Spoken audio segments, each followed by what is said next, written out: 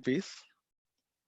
Power BI, it's a business intelligence tool which will helps you to analyze the data. First, we will analyze the data, what kind of data it is. Either it is an Excel or else Access DB or else Cloud, SQL or whatever, Salesforce. We have to extract, we have to pick up the data. And then once we will extract, once we will extract into the Power BI, we will build some reports based on that. And then we will share the report like, we will do this report like this, and we will share this kind of reports to the end customer, whether it is an internal user or else external. So this is the way we are going to define Power BI as a business intelligence tool, which will help you to analyze the data. First, we will analyze the data and do some cleaning. If the data is not in structured, not in a proper format, we will do some cleaning of the data and make some shape of it. These are all the things we will perform in the transformation tab and convert the data into the visual format. That is the end requirement for us.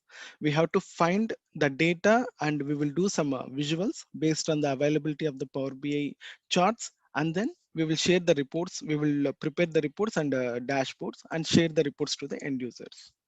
This is a definition given by the Microsoft. Microsoft Power BI is a collection of software services, apps, and connectors. It's a collection of software services, apps, and connectors, which are going to work together to turn your unrelated data sources. Like that data should be like any kind, either it is a structured or semi-structured or else unstructured. Suppose if you can take JSON files and all, this is all unstructured kind of format. If it is an Excel or else some other like SQL, these are all structured. Semi-structured is like some of the Excel files. Sometimes we will get unstructured data, which is not in a proper format. And visually immersive. We have to provide some immersiveness in the visuals and find the interactiveness in the insights. Whether your data is a simple Excel file or else CSV or else cloud kind of setup or on-premises hybrid cloud databases.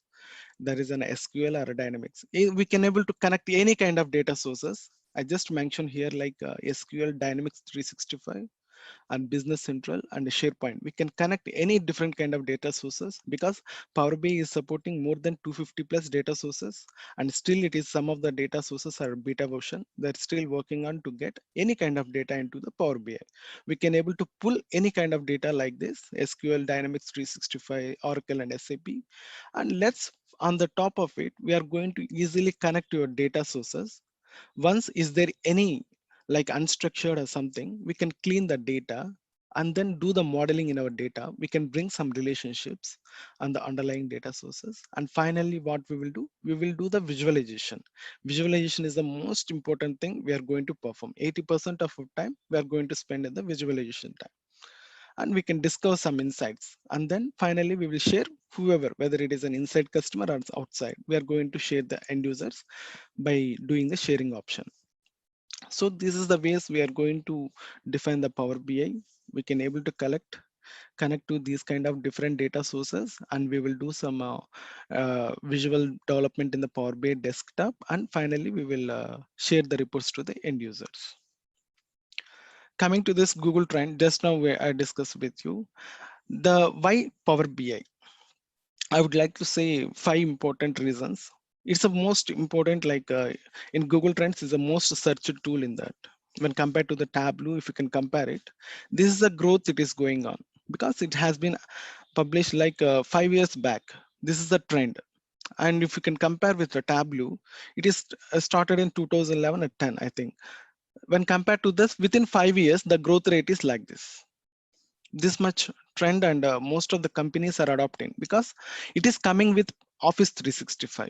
It's a free Power BI desktop is a free version, so we can able to perform and we can do the visuals and we can share the end users. They have to gain some insights. So it's an trending technology as of now.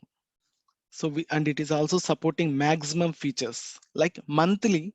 Power BI is coming with each and every new feature. Like they are adopting and they are merging and they are comparing it, and they are providing new kind of features in the Power BI desktop itself.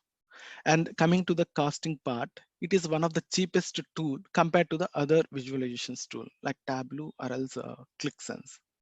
This is a tool which is coming around $10 per month if you are going for the pro users. There are different kind of